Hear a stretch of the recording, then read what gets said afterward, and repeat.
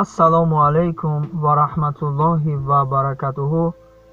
бо дархости бисёре аз тамошобинон ва гӯшкунандагони канали мо ки онҳо хостанд то мо барояшон меваҳоро таъбир намоем ки меваҳо дар хоб чӣ таъбир доранд, аз ҳамин хотир имрӯз тасмим мегирем хоҳиши онҳоро афзалтар дониста меваҳоро таъбир менамоем. бо диққат бо мо бошед. оғоз мекунем. олуча дар хоб.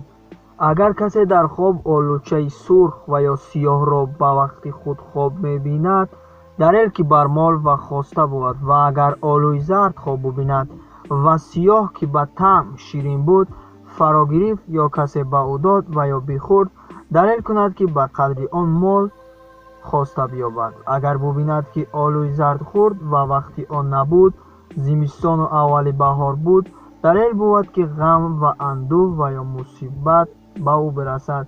ва агар ба таъми туруш буд, беҳтар буд. нок дар хоб. агар касе дар хоб бубинад нок мехӯрад, ба вақти худ хоб бубинад ширин буд, далел ки моли ҳалол ёбад. ва агар зард буд, бемор буд. агар туруш ва нохуш буд, инчунин беморӣ ёбад. ҳамчунин хӯрдани анор дар хоб бар якчанд ваҷҳ аст: моли ҳалол, тавонгарӣ, зан, ёфтани мурод ва манфиат. анор дар хоб. анор дар хоб мол буд, агар дар вақти худ бошад. агар дар вақти худ набуд, бад буд. агар бубинад ки анор аз дарахт гирифт ва бихӯрд, далел ки аз зани ба ҷамол манфиат ёбад. баъзе аз муаббирон мегӯянд анори ширин дар хоб мол аст, анори турш ғаму андӯҳ, ва аноре ки надонад турш ё ширин буд, таъбираш чун анори ширин буд. ҳамчунин агар бубинад ки анори ширин ҳам мехӯрад, далел ки ба қадри он мол ёбад. агар бубинад ки анор дар зимистон мехӯрад, далел ки баъди ҳар донаи ӯро чӯбе бизананд. ҳамчунин дидани анори ширин дар хоб бар се ваҷҳ аст: зани порсо, шаҳри ободон, аммо анори турш ғам ва аввал мол буд. ангур дар хоб. хӯрдани ангури сиёҳ ба вақти худ ғаму андӯҳ аст ва бевақт. ғайри мавсими он тару бим буд. ва ҳамчунин хӯрдани ангури сафед ба вақти худ неъмат ва хайри дунё буд. ангури сурх низ ҳамин далел аст. ва баъзе аз муаббирон гуфтанд ки ангури сурх дар хоб ба сарфи мол аст. инчунин ангури сафед ба вақти худ далел бар моле аст ки ба душворӣ ба даст оварда мешавад. ва ангури сурх ба вақти худ хӯрдан далел бар манфиати андак буд. ва ҳар ангуре ки пӯсти ӯ сахт буд, далел ки мор ба душворӣ ба даст биёрад. ҳар ангуре ки пӯсти он равшан буд, далел бар мори ҳаром буд. ва ҳар ангуре ки тира буд, далел бар мори ҳаром буд. ва ҳар ангуре ки дидор сурх намояд, вале аз дур хуб аст ва аз дур безеб, ин нишонаи иззату ҷоҳ бошад.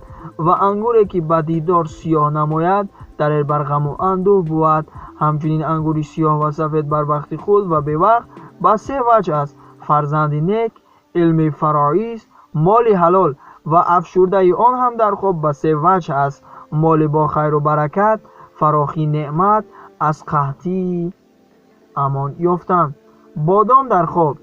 бодом дар хоб дидан неъмату рӯзӣ буд. ва агар бубинад ки бодом фаро гирифт, далел бар қадри он неъмат расад.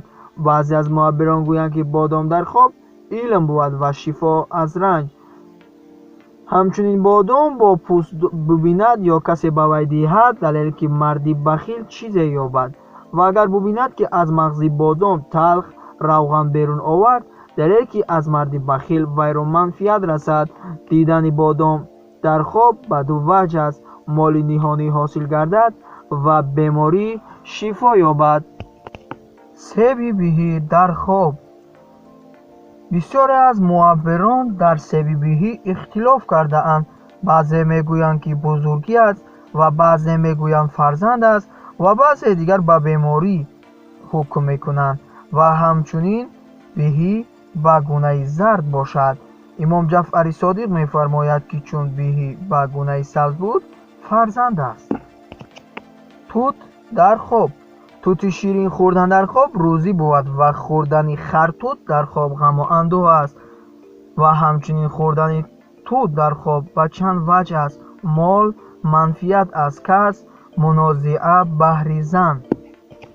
خرما در خواب مالی خواسته بود. اگر ببیند که خرما خورد، اگر از اهل علم است علمش زیاد می‌گردد و اگر بازرگان است مالش زیاده می‌گردد و اگر بیند خرما خورد و دانه اش بیرون انداخت، دلیل که احکام شریعت به جا آورد.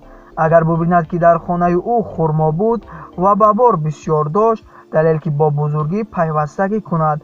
اگر ببیند که در سرای او خرما خوش بود و سبز گشت، دلیل که اگر بیمار بود شفا یابد.